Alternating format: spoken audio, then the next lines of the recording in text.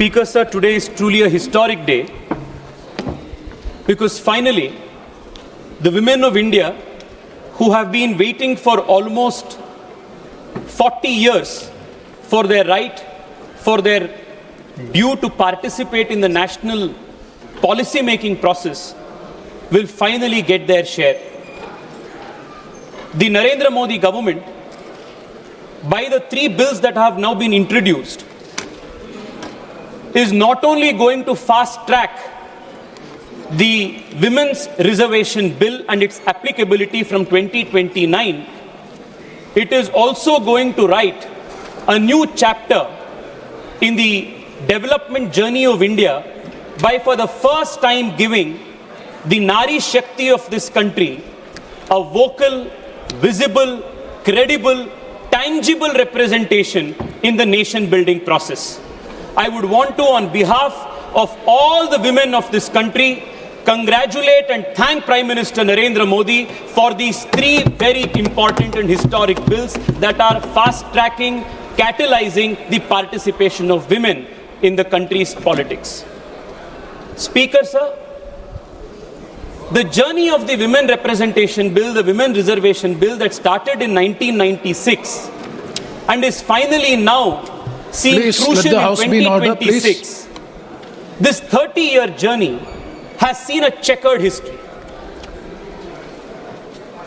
At least a half a dozen times, the bill was introduced, and on one pretext or the other, especially parties who are now in the opposition, delayed, disrupted, and ensured that the bill does not see the light of day. We still remember when earlier the bill was introduced in the earlier government's tenure, leaders from Samajwadi Party and the RJD tore up the bill in this house and said this women reservation bill will pass only over my dead body. The country remembers this kind of emphatic opposition that they gave to the women reservation bill at that time. ये अटके रहा था, 30 साल के लिए अटके रहा था। आज नारी शक्ति वंदन अधिनियम जो पारित हुआ है वो सिर्फ और सिर्फ भारतीय जनता पार्टी और नरेंद्र मोदी जी के कारण से वो पारित हो चुका है। अध्यक्ष जी, even today the opposition has now come up with a new argument, a new pretext to further stall and further disturb and oppose the application of the Women Reservation Bill. And the new pretext that they have come up with is this vacuous opposition, this baseless opposition to the delimitation exercise. When the Nari Shakti Adhiniyam was passed in 2023 and it was passed unanimously, all political parties agreed that the Nari Shakti Vandan Adhiniyam, the Women Reservation Bill, will be applicable after the census and a delimitation is undertaken. This is the mandate of the Constitution that everybody voted for. Today, the opposition has taken a U-turn. They are now opposing the fast-tracking of this bill in the 2029 elections and saying we want to oppose this because we don't want the delimitation exercise to take place. I come from the south of the country, the southern state of Karnataka, Speaker sir, just like you represent from Kerala. Speaker sir, over the last 3 days, we have seen a systematic misleading and propaganda by certain members of the opposition in the most irresponsible, anarchic fashion to mislead the people in the south of India. Let me make it very clear. If at all there was anything, even an ounce of injustice that the proposals that the government has made, has brought to the parliament, even if there was an ounce of injustice to the south of India, I as a proud Kannadiga would have been the first to oppose such kind of a proposal. I have gone through the proposal that the government of India has brought, the Modi government has brought. I am saying this not as a member of the BJP, but I am saying this after thoroughly examining all the 3 proposals, that other than the practical proposal that the Modi government has brought for delimitation of seats in the country, the south of India and the smaller states of India that have controlled our population, we could not have got a better deal than this. This is the best deal that the Narendra Modi government has provided. Very briefly, I want to explain to you, through you, to the House and the country, Speaker, sir, the constitutional framework that governs the delimitation exercise. My learned friend Gaurav Gogoiji was in his speech mentioning that we are bringing the delimitation exercise through the back door. I want to very clearly make it clear to him that the delimitation exercise is not a backdoor exercise that the BJP is doing. This is a constitutional mandate of Article 81 and 82. We are only purely following what the Constitution asks us to do. There are three primary articles that govern the exercise that we are now conducting, Speaker, sir. Article 81, Article 82, and Article 330A of the Constitution, which provides for women reservation. Let us examine all the three articles briefly and summarily to understand what the articles essentially say. The first article, 81, determines the total number of seats.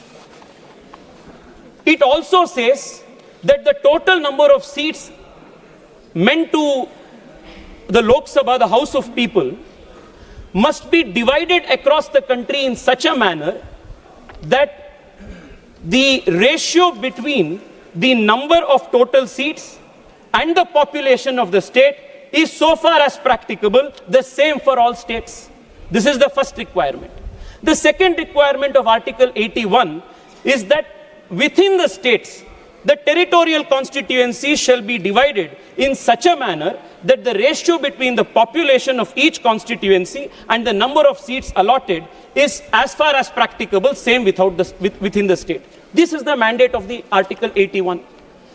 Now, as you are aware, Speaker, sir, Article 81 and Article 82, by operation of the 42nd Amendment, which was carried forward again by 2001 Amendment, froze the number of seats in the Lok Sabha to 543 with a leeway to expand it to 550 seats. Why was this done?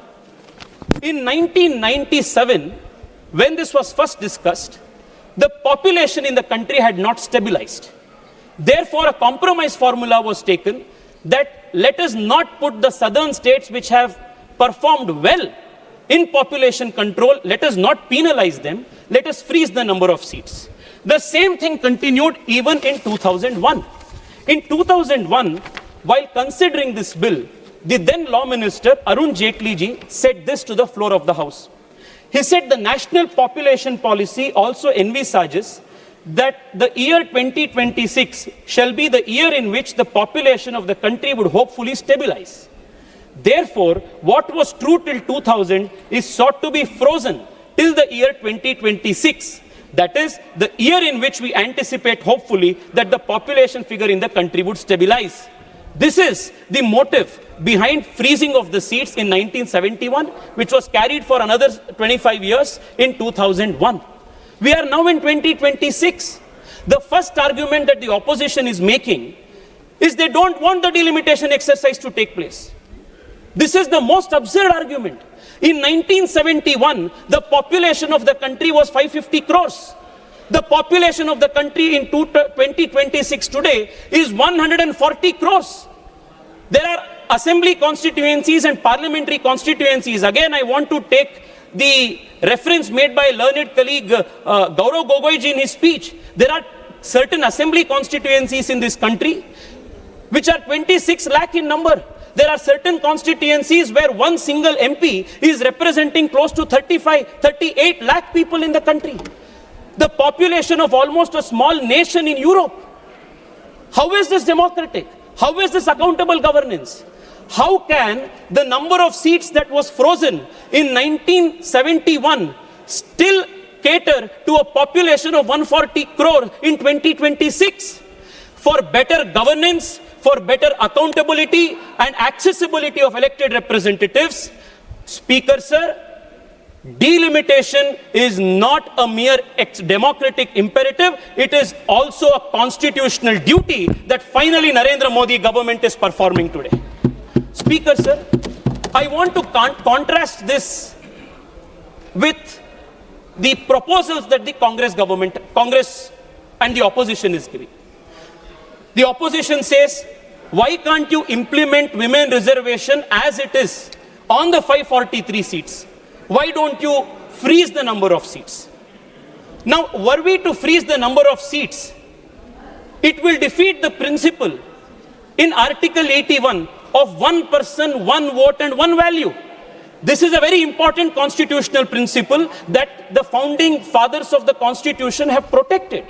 You cannot be having a seat where 8 lakh or 9 lakh people will be one parliamentary constituency and another constituency with around 30 lakh people represented by one MP. It defeats the very purpose, which is why Constitution mandated that 2026 shall be the year where delimitation of the seats shall take place. All that the government is now trying to do is fulfill this constitutional mandate. There is a difference between other governments and the Modi government, Speaker, sir. Other governments, especially the governments of the Congress party, have always believed and practiced the politics of postponement. It is the Narendra Modi government that does not believe in politics of postponement, but believes in solving the problems of the past. I want to give you an example. OROP was pending from 40 years. What did earlier Congress governments do? Postpone it. Article 370 was pending from 70 years. What did all these governments do? What was supposed to be a temporary provision, they converted into a permanent provision. What did they do? Postpone it. The Bangladesh and India border swapping deal, for almost 40-50 years, it was kept pending. What did the earlier governments do? Postpone it. It is the Narendra Modi government that solved the 70-year-old temporary provision of Article 370 by abrogating it, because we do not believe in the politics of postponement. We finally solved the OROP after 40 years because we do not believe in the politics of postponement. If the Congress were in power today, they may have, like was done in 71, like was done in 2001, wanted to take the safe route, the unconstitutional route, the undemocratic route of freezing the 1971 census equation. But the Narendra Modi government has decided to bring a new equation to the scheme, which is going to give more seats to all states, more representation, and while doing this, follow the constitutional mandate of delimitation based on one vote, one value principle. This, according to me, Speaker, sir, is the most practical, genius solution that anybody could have come on. I welcome this constitutional proposition that the Narendra Modi government has brought.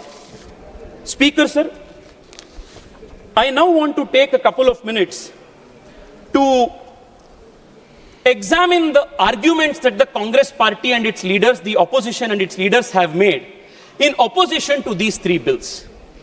Now, the first thing that they say is, don't do anything. Don't bring in the delimitation. Why are you bringing delimitation and connecting it with the women's reservation bill? Now, let me for a minute assume what will happen if we don't do anything today. Article 81, Article 82 and the Nari Shakti Adhiniyam under 330A will trigger. Now, what will that do? 2027, the moment the new census data is published, the delimitation exercise will get triggered. And because as of today, Article 82 and 81 freezes the number of seats in the country at 543, all across the country, delimitation will have to take place to redistribute the 553 seats among the existing states of the country based on the 2027 population. Now, what is this scenario going to do? Speaker, sir, because you come from Kerala, I want to draw the attention of the country with an instance, an example of Kerala. Now, suppose the government today does not go ahead with delimitation and 330A comes into play by force of law, 2027 census gets published. What will happen then? Look at these numbers, Speaker, sir. Today, Kerala has 20 parliamentary seats. If you will divide based on 2027 projected population, the population of the country and population of Kerala, and divide the 553 seats across the country from north to south, then Kerala will lose 6 seats. Kerala will have only 14 seats. Now, on these 14 seats, bring 1/3 representation for women that 330A Nari Shakti Adhiniyam brings. Now, what is going to happen? In that case, Venugopalji will not have a seat. In that case, all those people who are representing the Congress here and opposing this will not have a seat. What the present proposal of the Narendra Modi government is to not only protect the existing seats from encroachment, it is also a proposition to ensure that Kerala does not lose out on 6 seats.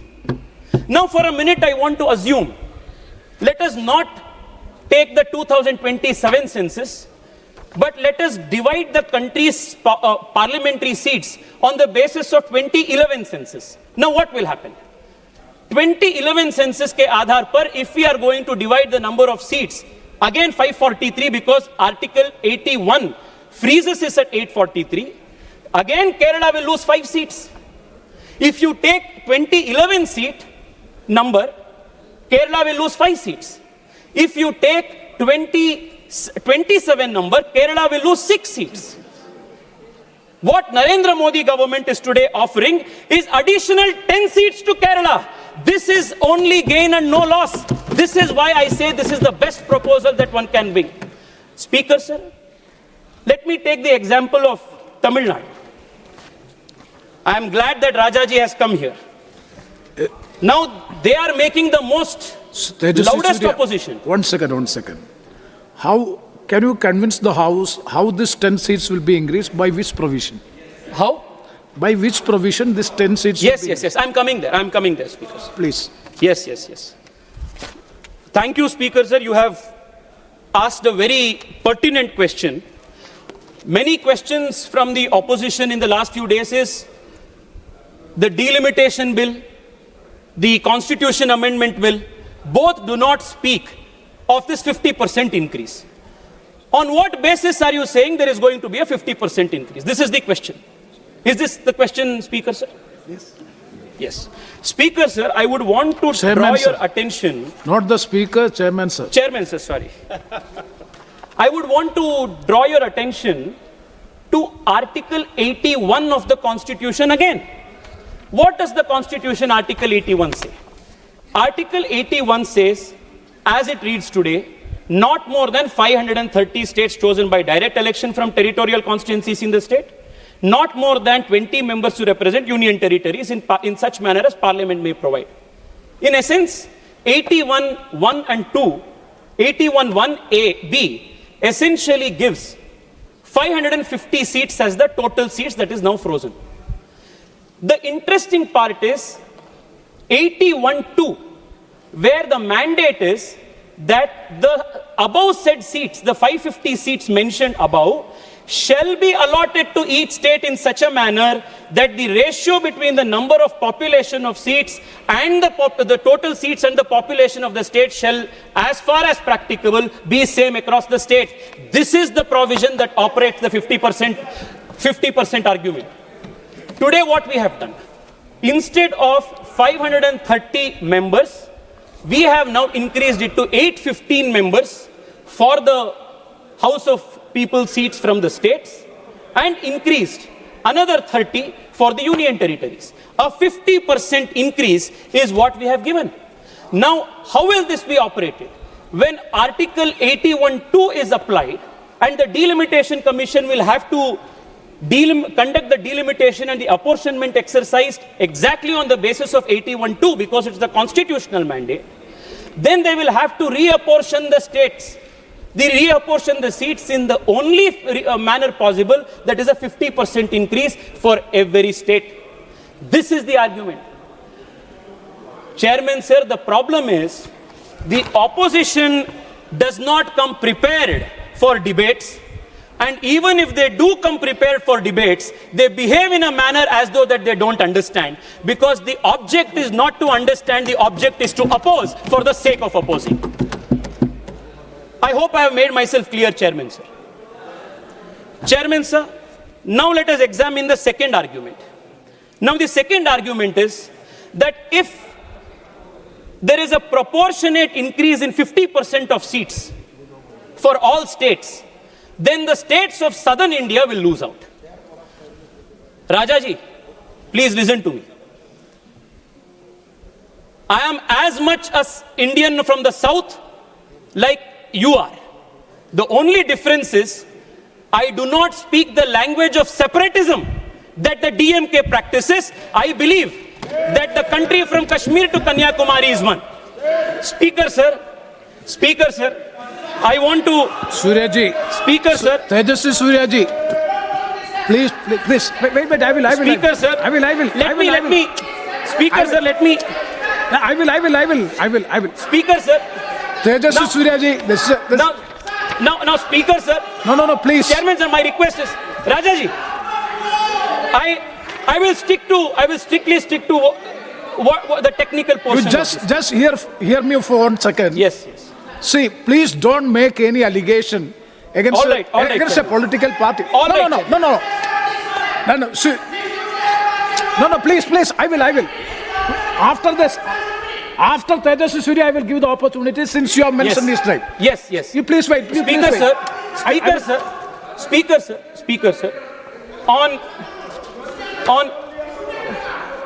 sir, 1 second. Rajaji, I want to take your attention. On 24th March 2026. If you are taking the name of Sri Raja, then I have to give the chance to you. Please give him a chance after my speech. Okay, after my speech, please. Fine. I have no objection. After he Speaker, concludes, sir. I will give the chance. No, I will give the chance. Chairman, sir. Chairman, sir. So you are yielding? No. After my speech, let him answer. Okay. I am not yielding. Speaker, sir. On March 24th, 2026, Tamil Nadu Chief Minister M.K. Stalin makes this tweet. And I will read one important sentence from that tweet, with which I have full sympathy and full support. This is the tweet that M.K. Stalin speaks and writes. It is our consistent stand that the current proportional representation of states should not be disturbed under any circumstances. This is what he says. I agree with this. I have already made it clear. If at all this government had brought in a proposal that would decrease the number of seats and my state of Karnataka would be in a loss, I would have been the first to protest it. Now what has the government done in the light of this tweet? What does this state say? The current proportional representation of states should not be disturbed under any circumstances. I will take you back to this chart. Now, Speaker, sir, Chairman, sir. Now what is going to happen? We have increased the number of seats to 815 in total. Every state is getting 50% proportionate increase. As a result of this, Tamil Nadu, which is now at 39, is going to get 59 seats. Karnataka, which has 28, is going to get 42 seats. Andhra Pradesh, which has 25, will get 38 seats. Telangana, which has 17, will get 26 seats. Kerala, which has 20, will get 30 seats. And what is the proportionate increase? Andhra Pradesh, 52%, Telangana 52%, Karnataka 51%, Tamil Nadu 51.5%, Kerala 50%. The total share of the South Indian states, which as it stands today, in the total scheme of things in the parliament, in the floor of the parliament, which is 23.9, will continue to remain 23.9 after this is passed. I don't understand where is this objection coming from. This is exactly what the Modi government has done by protecting the proportional representation of states which should not be disturbed. the argument, the demand that Stalin had made, this is the same thing that the Narendra Modi government has done, but today they are out there in Tamil Nadu doing drama by burning this constitution amendment bill. Let there be a limit to your hypocrisy, Rajaji. Let there be a limit to the hypocrisy of the DMK. Now, Speaker, sir, now the question is, what will be the scenario if we do not increase the seats proportionately by 50%? One of the arguments that has been proposed, advanced, is why don't you simply stick to 2011 census numbers, and based on 2011 census, without the 543 limit, increase the number of seats. Now, if we were to increase the number of seats purely on the basis of 2011 census, by not providing... He's not yielding. By not providing a 50% increase, Chairman, sir, this will be the scenario. Tamil Nadu today has 39 seats. If delimitation were to be conducted purely on the basis of 2011 census, it will be 49 seats. What Narendra Modi government is giving to Tamil Nadu today is 59 seats, 10 seats more than what the opposition is arguing for. Kerala has 20. If only by 2011 census, if we had done the gerrymandering or the demarcation of the seats, Kerala will get only 3 seats in rice, 23 seats. Kerala today is getting 30 seats in rice. Karnataka today has 28. If only by the population, if we were to do for 2011 population, Karnataka will get 41. Karnataka is now getting 42. Andhra Pradesh is 25. If only by 2011 you do, it would be 33. Today Andhra Pradesh is getting 37.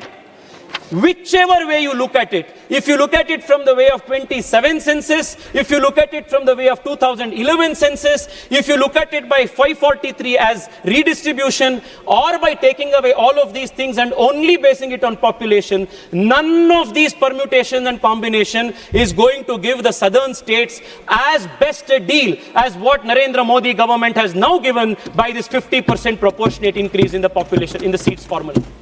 Now, Speaker, sir, now this is the second question.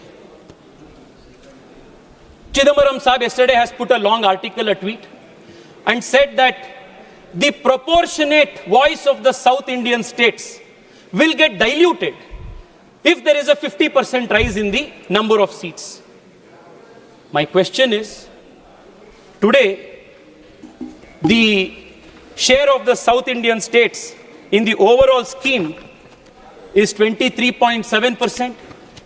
It will continue to be 23.7%. How will the voice of the South get diluted? Second, the majority margin, the halfway mark today is at 272. If there is going to be a 50% increase in the total number of seats, naturally the halfway mark also will jump by 50%. So this whole argument that the southern states is going to lose because of the proportionate 50% increase, I will say, is not only a vacuous argument, it is an illogical argument, it is not only an unconstitutional argument, but most importantly, Speaker, sir, this is a mischievous argument that comes from creating anarchy in this country by misleading the people.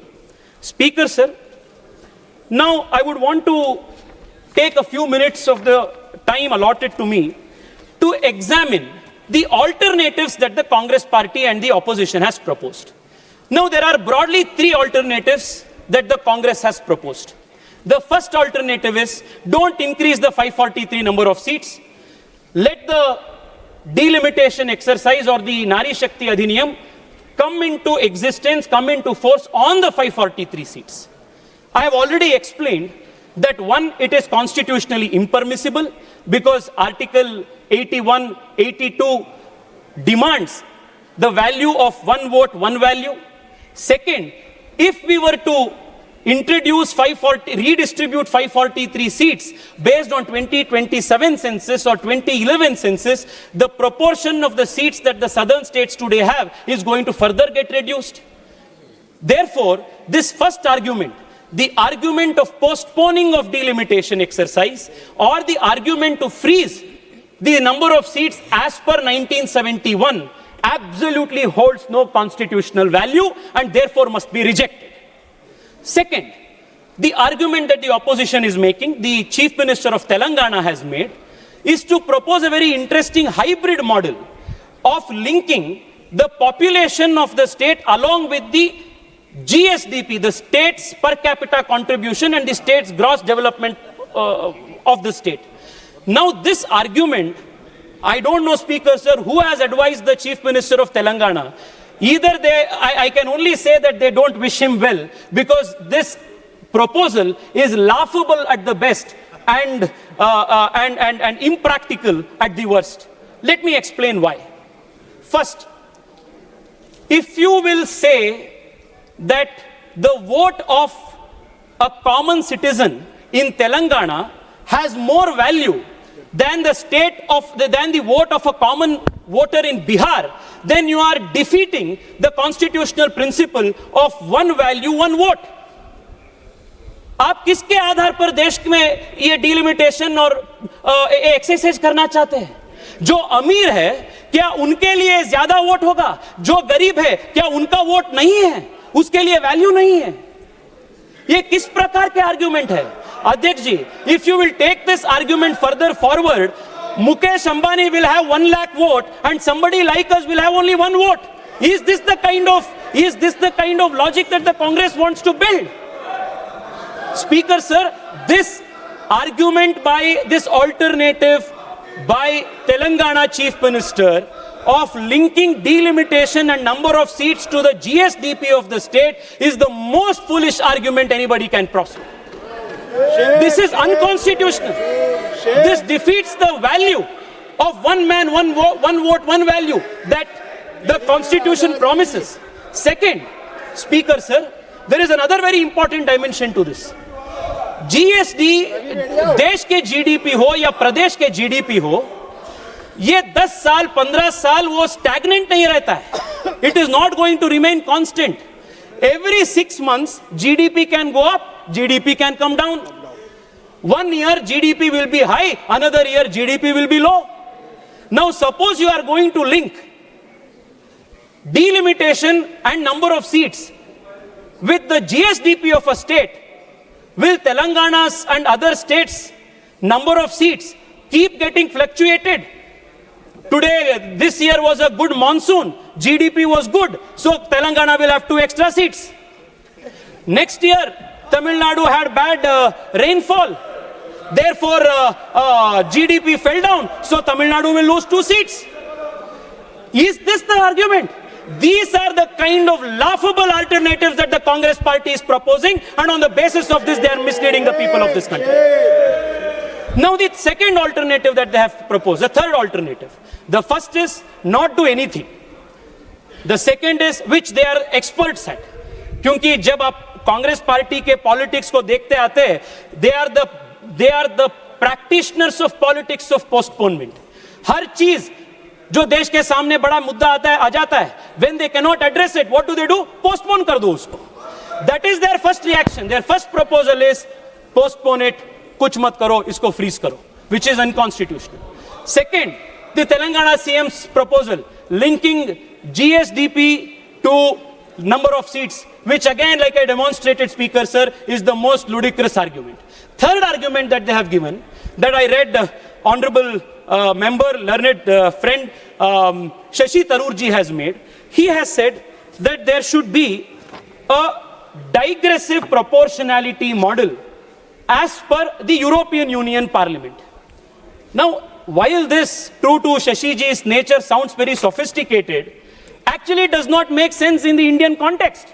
Because the moment you are going to introduce this principle of digressive proportionality, it once again violates the principle of one man, one vote, one value. Second, larger states in the south of India, like Tamil Nadu, like Karnataka, which are today the 6th most populous state, 8th most populous state in the country, are going to again get a raw deal because of this digressive proportionality argument. Therefore, my submission, Speaker Sir, other than this 50% equal proportionate increase to all states alternative that Narendra Modi ji has proposed. There is no alternative that serves everybody, that is gain for everybody and no loss for everybody. Therefore, the country as a whole and especially the opposition must welcome this with all responsibility. Speaker, sir, the other argument that has come in criticism of this 800 plus seat increase is that if you increase this number of seats of the Lok Sabha to 800 plus seats, then it will become an unwieldy Lok Sabha. That the Lok Sabha will be so big that you will not have healthy debates, healthy discussions. ये बहुत बड़ा ये unwieldy हो जाएगा. This is the argument that Manish Tiwari ji has advanced. Now I want to ask myself, Speaker sir, the productivity or the quality of outcome of a Lok Sabha or the body like this depends not just on the number of people, but on the quality of the debates that take place, the number of sittings that we do. In 1952, when for the first time the first parliament after the general election convened, Lok Sabha Speaker sir would sit on an average of 135 days in a year. In the last few years, the average sittings of Lok Sabha has gradually come down. And last term it has come only to 55 days. Why? Because of the politics of disturbance and disruption that the opposition is doing. इसलिए the productivity कम हो रहा है. My request to you, Speaker sir, this is something that you can do in your own remit as the Honorable Speaker. Speaker sir, I'll conclude in 5 minutes, completing just 2 important points. Speaker sir, when we have now increased the size of the Lok Sabha to 850, we should also proportionately increase the number of sittings of the Lok Sabha to be at least half times more than what we are now doing. Speaker sir, you have started a great tradition by increasing the number of hours allocated to 0 hour. Many first-time speakers, first-time MPs who till now had got no chance to speak in Parliament, they got a chance to speak because you gave more time.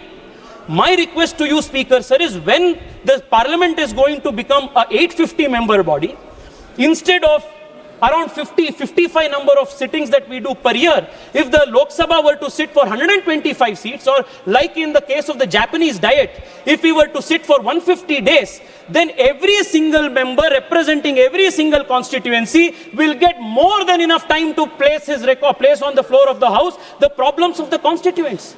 This is something that needs to be done. Speaker sir, now I will also want to explain, Speaker sir, why this whole attention that the opposition parties and a few regional parties in the south, led by the DMK, why are they doing so much noise? And why the tears that they are shedding is nothing but crocodile tears? Yes. Speaker sir, I thank heavens that in 2026, when the country is doing delimitation, Narendra Modi ji is in power and Bharatiya Janata Party-led government will do the delimitation. Because if you remember, the way the Congress party, the UPA, divided the two undivided Andhra Pradesh into AP and Telangana, it was done the partition of AP and Telangana was done in a worse fashion than the British did the partition of India and Pakistan. This is the kind of legacy they have, Adhyakshi. Adhyakshi, I want to conclude by bringing to your notice only one important aspect. In the last 10 years of the Narendra Modi government, the south of India has enjoyed great support, encouragement for the developmental ambitions of the south. Speaker sir, on a conservative estimate, if you compare the devolution of funds from the center to the South Indian states in the last 10 years and contrast it to the 10 years of the UPA, on an average, every single South Indian state has got not less than 250% more funds by the Narendra Modi government. The Narendra Modi government has also increased the budget for railway lines. The number of railway electrification that has taken place in the last 10 years under the Modi government in the southern states is unprecedented. Budget पे नहीं है। मैं आपको ये इतना प्यार आ रहा है ना आप लोगों को, समाजवादियों को, दक्षिण भारत के बारे में, इसलिए मैं आपको बता रहा हूँ जी, इसलिए मैं आपको बता रहा हूँ। सर, रेलवे बजट की बात देखिए आप। आंध्र प्रदेश में 2009 एंड 2014 के बीच में speaker sir 886 crores was what they got. Narendra Modi government has given 10,000 crores. This is just one incident. Number of metros to the southern states has increased. Electrification has increased. Number of rails has increased. Number of airports has increased. The total devolution of funds to the South Indian states has increased. Most importantly, Speaker Sir, we have not only given the southern states more money, more rail, more infrastructure, but most importantly, for the first time in the country's history, more than 25 national institutions today allow for regional language examination. If I want to apply for CRPF, I can do it in writing examination in Kannada, in Telugu, which was not the case when the Congress party was ruling. We have respected language, we have provided more development, and today Narendra Modi is also providing more seats and more proportion allotment to the southern Indian states by protecting the South's voice in the total parliament, the floor of the House. Speaker Sir, I want to conclude by one last point that needs to be addressed. Speaker Sir, the argument that has been repeatedly made is that the argument that is repeatedly made is that the Narendra Modi government is bringing in this proposal to somehow create a disadvantage for the southern Indian states. Nothing at all, Speaker Sir, can be farther more than truth than this particular assertion. Speaker Sir, I want to say that we come from the Bharatiya Janata Party. Bharatiya Janata Party sanskar, our culture, is not to see this nation as tukde tukde. The culture of this party is not to side with those who chant the slogan of Bharat ke tukde honge, inshallah, inshallah. This is not the culture of the Bharatiya Janata Party. The culture of the Bharatiya Janata Party is, the culture of the Bharatiya Janata Party, Speaker Sir, is, the culture of the Bharatiya Janata Party, Speaker Sir, is Himalayat samarabhya yavat Indu sarovaram tam deva nirmitam desham Hindustanam prachakshate. जो देश ऊपर हिमालय से नीचे भारत के इंदु सरोवर तक है, वो पूरा देश जो अखंड है, अविच्छिन्न है, वो भारत है. This is the commitment of Bharatiya Janata party. वो कन्याकुमारी हो, वो कश्मीर हो, वो कच्छ हो या कामाख्या हो, we will support for the integrity, sovereignty, unity of this country, because that is not only a constitutional mandate, but most importantly, the Bharatiya Janata Party's Karyakarta believes that it is our civilizational duty to protect this country. This is what differentiates us from the parties like the Congress that sides with tukde parties, and like the DMK which speaks the language of separatism. We abhor your politics, we reject your politics. In conclusion, I want to say, if the UPA and the opposition today, Speaker Sir, is going to vote against these most practical, most constitutional, most inclusive proposition, then for years to come, the history of the country will remember the opposition and all of you sitting here as not only opposition to the women of the country, but also to the interests of the southern Indian states of the country. I want to emphatically say again, if you will reject this, if you will vote against this, the people of this country, the women of this country will never forgive you. The people in the south of India will never forgive you, because your politics is not a politics of inclusion, your politics is a politics of anarchy. I really hope that you will honestly examine the merit of this proposition and also honestly examine the hollowness of your own arguments and finally vote in support of this historic bill. I once again thank Prime Minister Narendra Modi for not only giving voice finally after 40 years to the women of this country, but most importantly for protecting the interests of all southern states and all important small states of the country. Thank you, Prime Minister, sir. Thank you for what you have offered to the South. This is the best deal ever possible. Thank you, Speaker, sir.